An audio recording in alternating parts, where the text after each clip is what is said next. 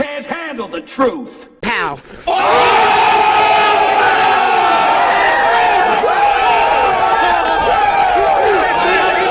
Shots fired! Shots fired!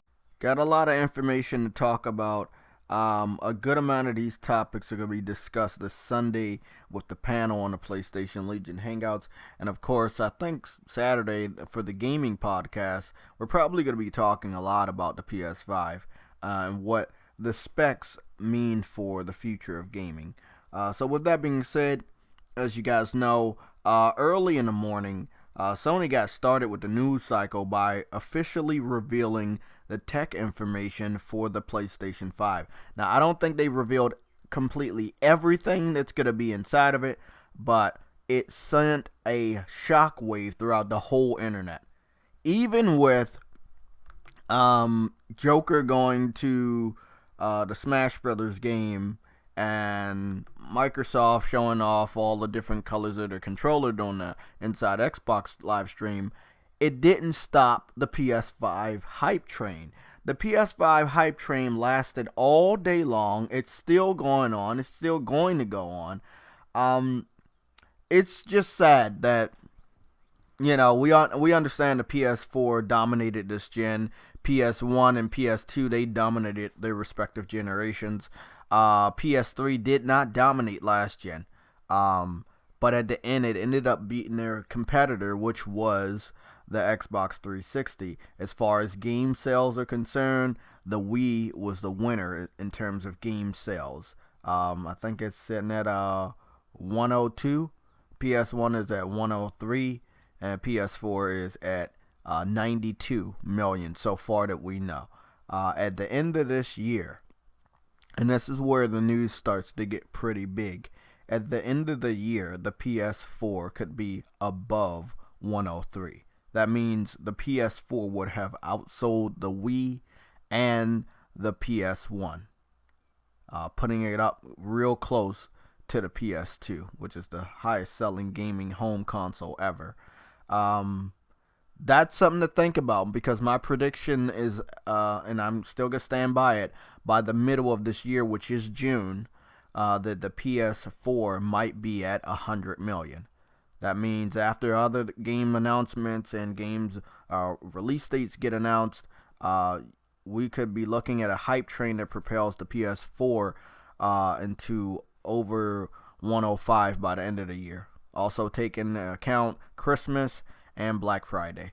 So we don't know what we could be looking at, but it's definitely going to be over 100 million this year. That's something for competitors of this generation to worry about. But again, Sony also put the PS5 information out there, so now competitors have to do that. My thoughts on this, my individual thoughts, and I will share this with the panel, is that when you got shit like this going on and you still know you can't trust Microsoft, I mean, I've been telling people this for over 10 years on YouTube. Don't trust Microsoft. When you were buying a 360 and it was scratching your fucking disc. When you were buying a 360 and it was dying on you because of the red ring of death. And you had to end up buying over 5 different 360s throughout the generation because of faulty hardware. When you see this type of shit, and then Microsoft tries to charge you $15 a month for Game Pass and Xbox Live Gold, you just can't trust them anymore. So, Colt Eastwood, Crap Gamer, all the other Xbox hardcore Defense Squad people, you know, don't be mad that more Xbox fans are going to leave for next gen's PS5 compared to how they did between the migration of the Xbox 360 to the PS4, because it was a huge migration. I watched it. We all saw it. Most of the crumb-side individuals, again, popped up on most of our radars between the year of 2015 and 2016. Well, those people had to have came somewhere. They were not always with PlayStation, because if they were, we would have saw them in 2013 and 2014 of this generation. So, there was a huge migration. Not even in 2015 and 16, but before that in 2013 after the announcement of the PS4. So, as we know, The PS4 is still alive and kicking. They have some games to still come out with. Dreams needs to be officially released. It's in early access. It just launched yesterday. We have Medieval that doesn't have a release date. Concrete Genie has a release window for fall. We have the biggest titles, The Last of Us 2, which seems to have finished its mocap production and a script writing. So I think they're just going to keep doing what they do to finish the game. Then you have Death Stranding, which is supposed to be shown off a little bit more next week at the Tribeca Game Festival. And last but not least, you have Ghost of Tsushima, which is being hard worked on. So you still have big heavy hitters for the PS4 gaming console. Of course, they're going to be cross-gen, and they have confirmed that the PS5 is going to have backwards compatibility with the PS4 game. So we know what that means. We understand what the Pro did for some of our older games, and how they made them look better and run better. We've saw or heard about the Spider-Man PS4 test on the PS5 hardware, and how that SSD hard drive made it a lot faster, with the load times going between, I think, 12 seconds to like 0 something 8 seconds. I'm not really sure about all of that, but again, I wanted to help you guys out with the specs because I don't 100% completely understand everything that is coming out of it.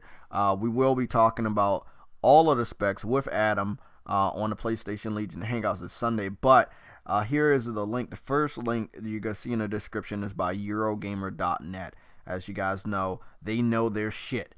And it looks like they were happy to explain it. So if you have the time, they got a big that's comment section. They got a big explanation, multiple videos, all of this other shit. If you have the time. I don't have the time, so I'm gonna get a layman's breakdown from my boy Adam this weekend. So with that being said, I wanted to close out this short video letting you guys know that after playing a good portion of The Last of Us, I think it was Sunday, I couldn't help myself. I had to go and look at The Last of Us 2 gameplay. And then I looked at it again today after I've learned about all of this PS5 hype. It's just amazing that the PS4 is going to be able to do this. You got to remember what The Last of Us was able to do at the end of the PS3 generation, and now we see what The Last of Us 2 is going to be doing at the end of the PS4 generation.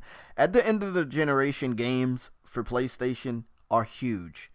It does not mean this is running on PS5. This means it's running on PS4 Pro, like they said, and it was in-game, and I can't fucking wait.